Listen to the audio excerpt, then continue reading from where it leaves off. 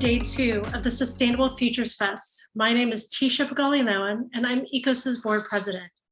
As a board president, I have championed advancing the capacity of board members and staff to incorporate diversity, equity, and inclusion, also known as DEI, into our work. For a multicultural organization that serves communities of color, it's important that our work is conducted through a DEI lens and that DEI principles serve as a foundational cornerstone for ECOSS. I've been working closely with staff members, and we are at a critical point as an organization. Your generous donation will help ensure that work like this can continue and be sustained for the benefit of the communities and businesses that we serve. Please show your support by texting SFF 2021 to 202-858-1233 or by visiting ecoss.org. Now I'll turn it over to the staff. We'll talk about their journey and where we're headed from here. Thanks so much. Thank you, everybody, for joining. My name is Will Chen. I am the communications manager for ECOSS, and I'm joined by my wonderful colleagues who will introduce themselves in a second. I'm really excited to have folks tune in. The DEI initiative that ECOSS is going through has been really motivating and really energizing. And we thought that as part of this fundraiser, it would be great to share some of that journey with you all. So with that, I want to give my colleagues a chance to introduce themselves before we jump into the conversation. Hi, my name is Liza. I am one of the multicultural outreach associates at ECOSS, and I do outreach in both the Korean and Filipino communities. And I'm really excited to be here and share with you all some of the things that we've talked about throughout the DI process. And I'll pass it off to Samara.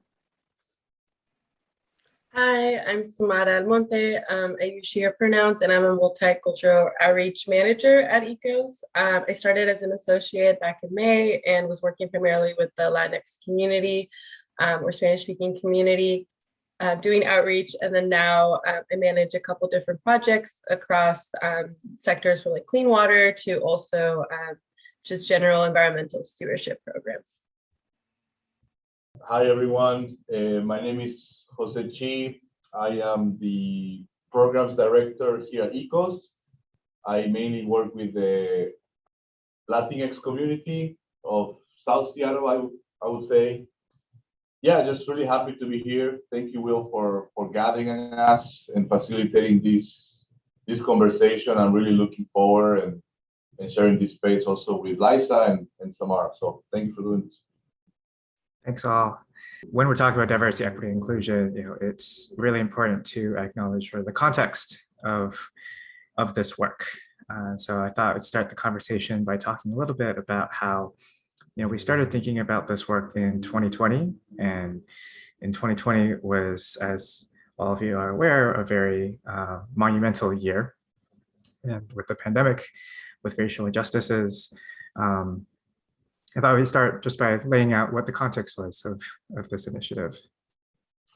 Yeah, maybe I can take a quick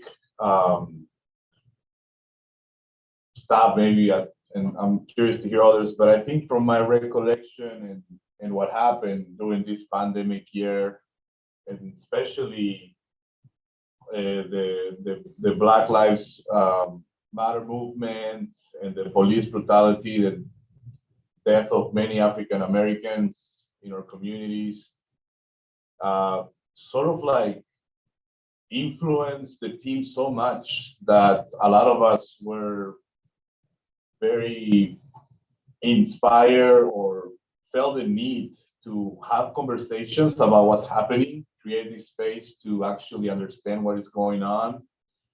And I kind of feel like these conversations turn into a sort of like an exploration of like, what are we doing around diversity, equity, and inclusion? I feel like a lot of times at ECOSS, that's a given. Like, we are from BIPOC communities, we help immigrant and refugee communities, but what does that really mean? And do we need to maybe stop and think about what do these big words, diversity, equity, and inclusion mean? And also, again, make sense of this turbulence that was happening all over the country, and how it affects the work that we do. So I think that's what, from what I remember, that's kind of like the context of what got the team kind of like communicating and conversating about, what does this mean and how is this impacting the work that we do?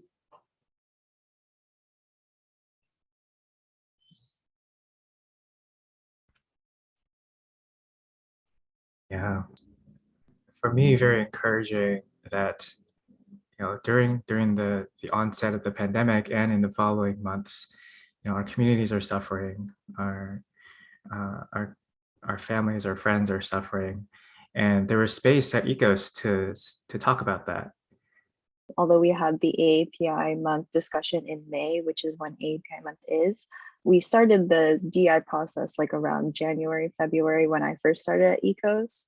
And so for me, knowing that it was a conversation that was going to be organization wide, and we were really opening up that space, that definitely gave me that confidence to initiate the conversation about anti-Asian hate and what AAPI Month means to me, and I guess also to the entire ECO staff.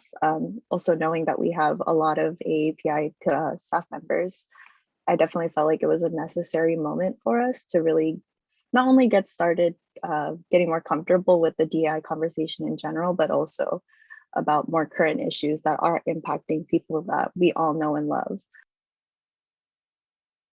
Thank you. For some of you in the audience, it might seem a little odd. ECOSS as this leader working with immigrant and refugee communities on environmental outreach. What is an organization like ECOSS doing with regards to diversity, equity, and inclusion? Why is it important for us?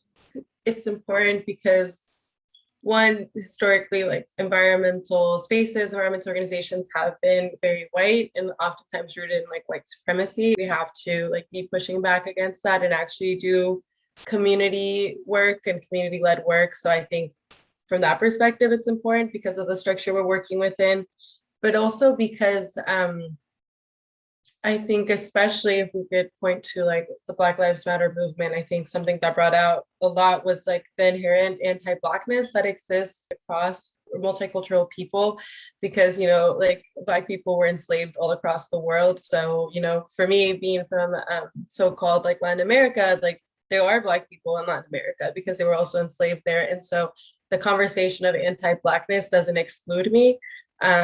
It definitely, like, I'm definitely should be part of that, and my community should be part of that conversation. So I think like we're always going to have to talk about diversity, equity, inclusion, even if we're in a room full of like BIPOC, because things like anti-Blackness, anti-indigeneity, and like other intersecting marginalized identities like disability and gender, like are going to come up. And so I think it only makes us more critical and more engaged with the community if we're like also like questioning ourselves and questioning how we might have taken on some of that anti-Blackness in our work, or just in our own personal lives, dismantling work that we're doing, from within, because we care about the community so much, and because we, care to be in community also within the organization.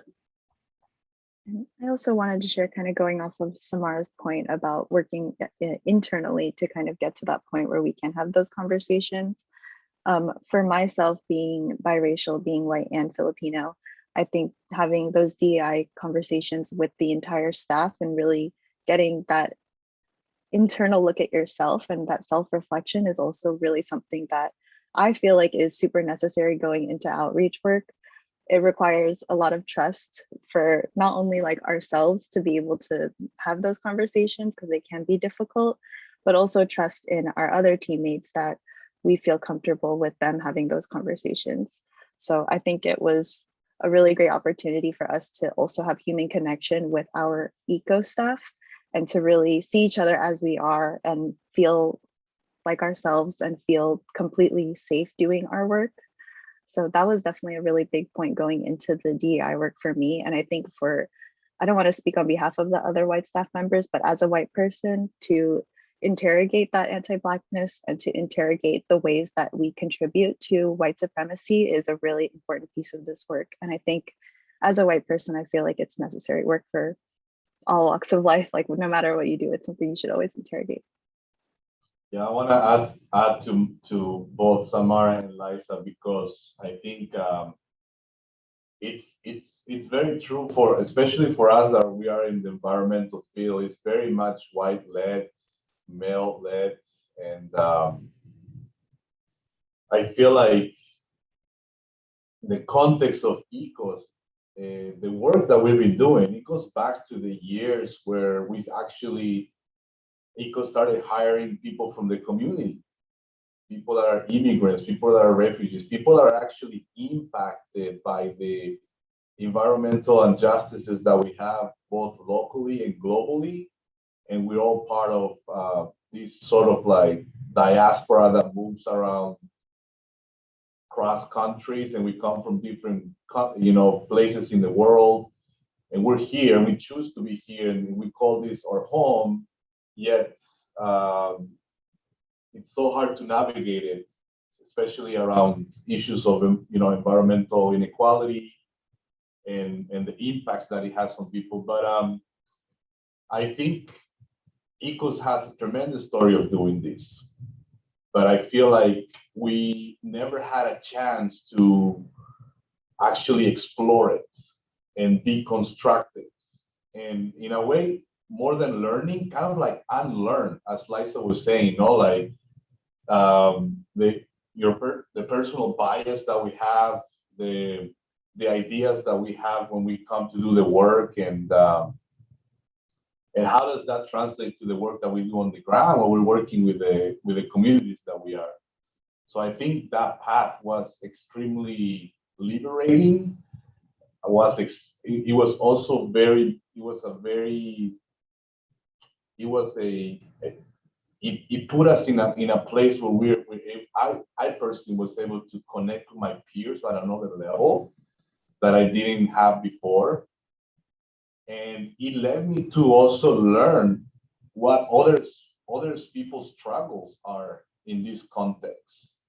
Because I feel like sometimes we do the work and we do this, but we don't get to actually talk about each person's struggles and understand it and see how that is related to the oppression that we have in this system, and that the only path forward is to actually unite these struggles and see how they are connected to this bigger oppression, and be better allies, come up with better strategies, and really rethink about how can we do this differently. And a big, huge step, I think, is starting with yourself and with us, with ECOSS. Like, how can we institutionalize some of these thoughts and ideas that we have, right? So I think that's the value that I see behind this initiative. Just wanted to piggyback.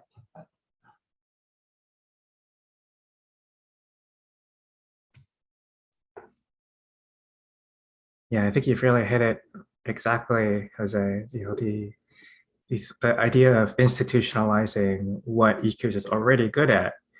We're such an international organization, which lends us strength in our diversity, but also is also we have to recognize the biases that you mentioned, and having a standard way of inviting that culture, will make us stronger.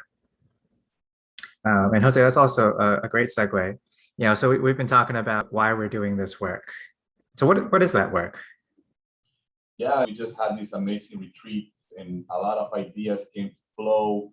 We came to understand where everyone is coming from, and really understand that ECOSS, more than a name, is who the people is, right? Who's on the room and who's committed to actually put the work, and how we're going to do it. And the way I see it is that besides this initiative to understand these terms, understand the dynamics, understand the people's struggle, the oppression, and the connection that we can bring together, that together we are stronger. I think it's also setting up some type of map to really strategize on, like, what do we want this organization to look like? And what are our values attached to this? What what are sort of like our non-negotiables, right? With the actions and the measures that we take.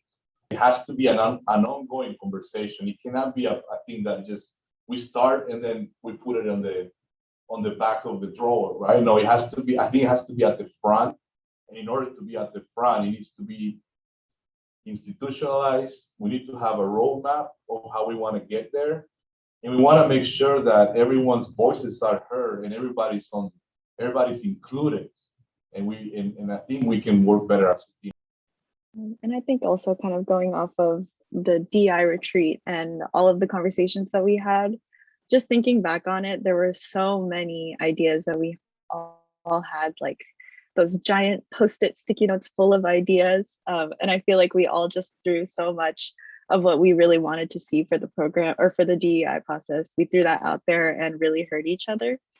And I think being able to share all of that and then kind of pulse checking with each other about what our opinions are on it, it really helped me not only to just feel confident talking about these kinds of things, but when we then applied that same question to our programs and our projects and thinking about the inequities that we see there, I think it has, at least for me, helped me be a bit better about seeing where certain projects might be just checking a box or where we're not necessarily doing all that we want to be doing or can be doing, and being able to see those obstacles and kind of work around them or create alternatives for ourselves, I think has definitely been a really strong point for me to kind of continue to make sure that my work is equitable in the future and continue to apply that same lens as I move forward, and just trying to be better as we continue to go throughout this process.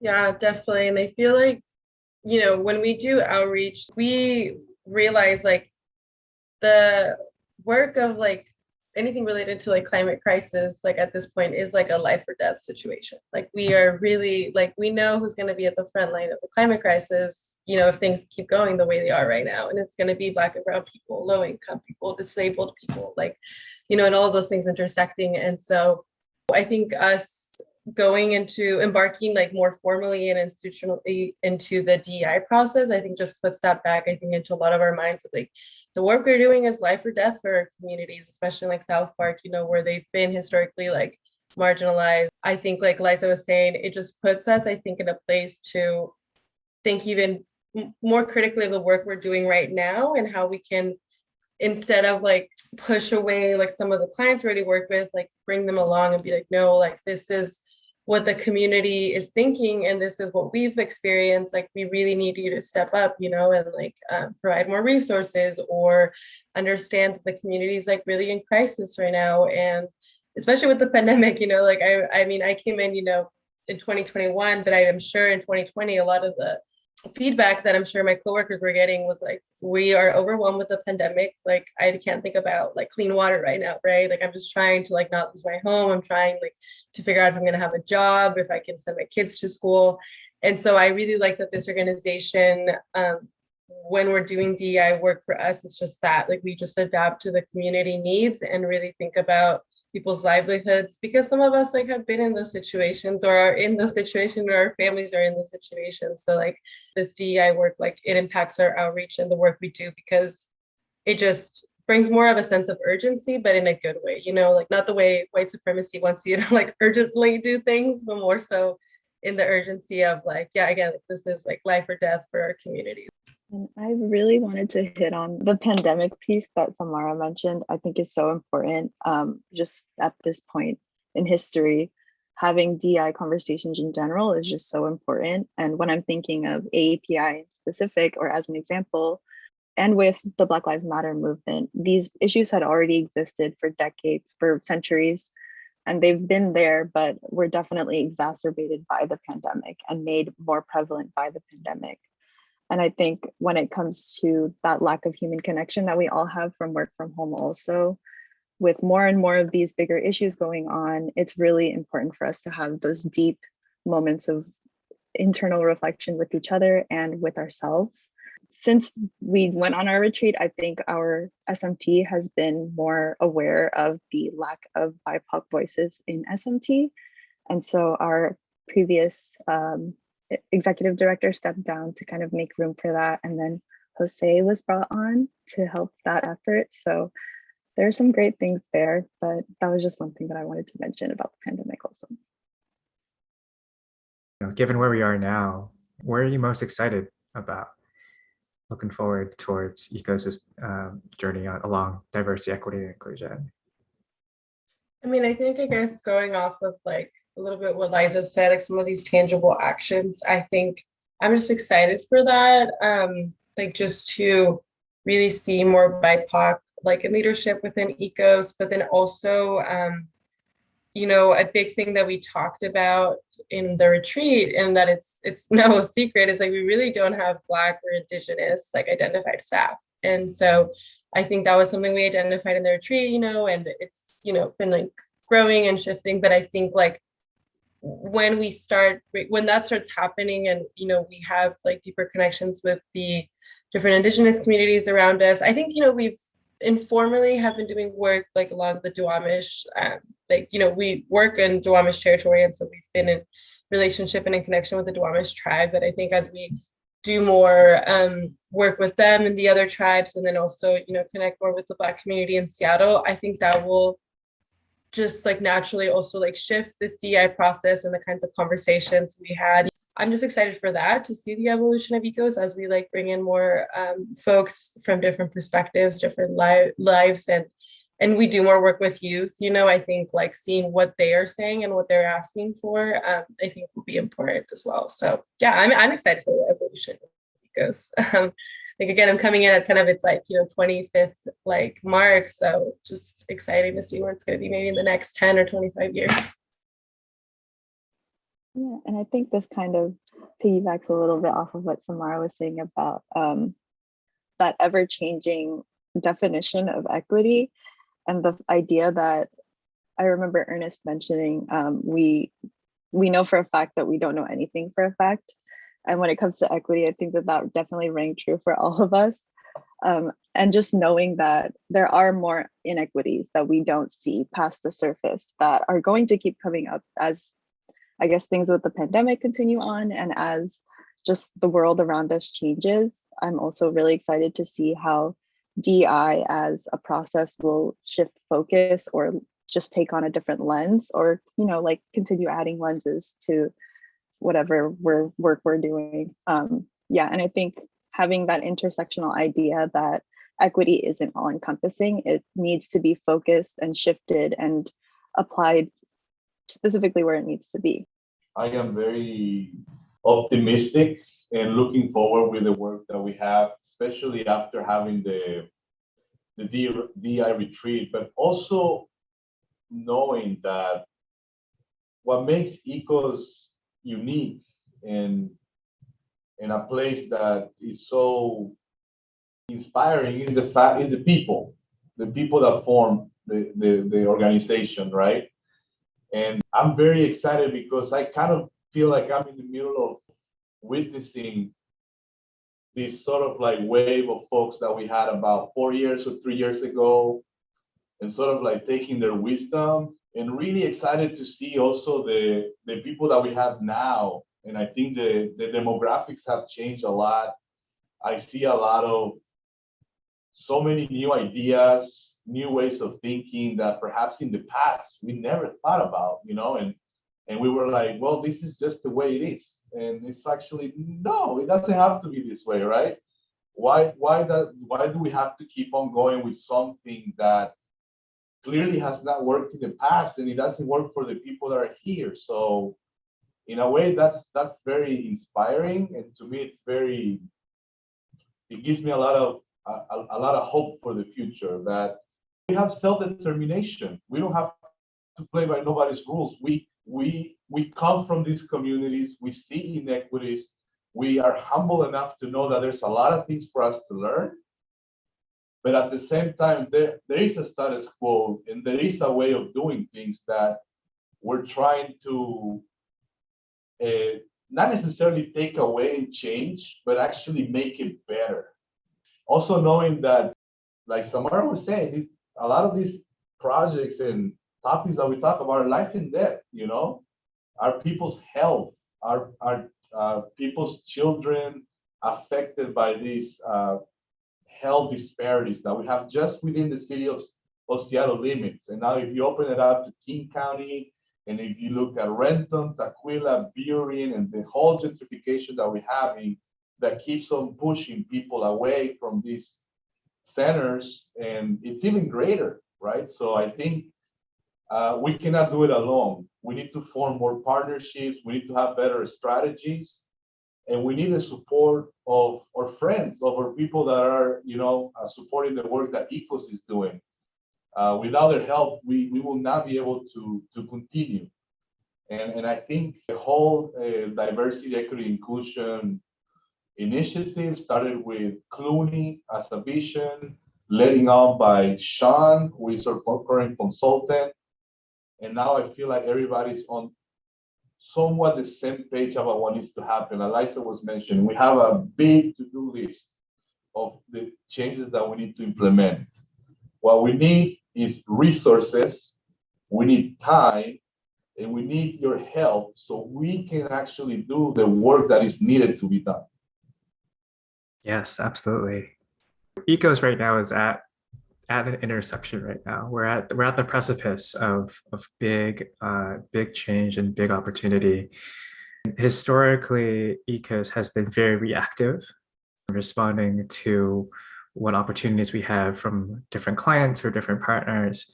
And we're on the cusp where we can be proactive, and we're building the muscles to make sure that we're able to meet the community needs in a way that is proactively improving their lives. And your support will really be critical in helping us push forward.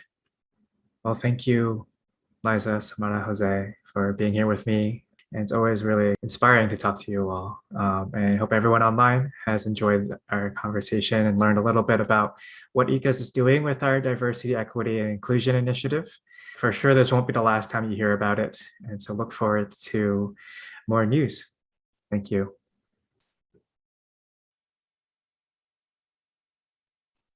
Thank you for watching Day 2 of the Sustainable Futures Fest.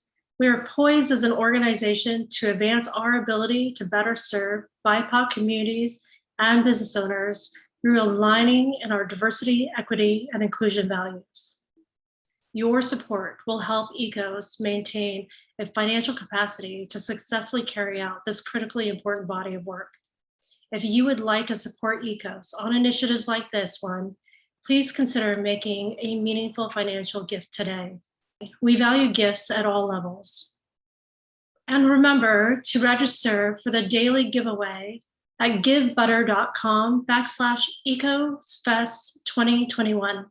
No donations required to be entered for a chance to receive a $50 gift certificate to a local BIPOC restaurant. We have one more exciting day for you. Please return tomorrow at 12 noon to get an inside look at how ECOSS works with immigrants and refugees on a variety of environmental solutions, such as cleaner water, green careers, and outdoor access. Thank you again for tuning in, and we hope to see you again tomorrow.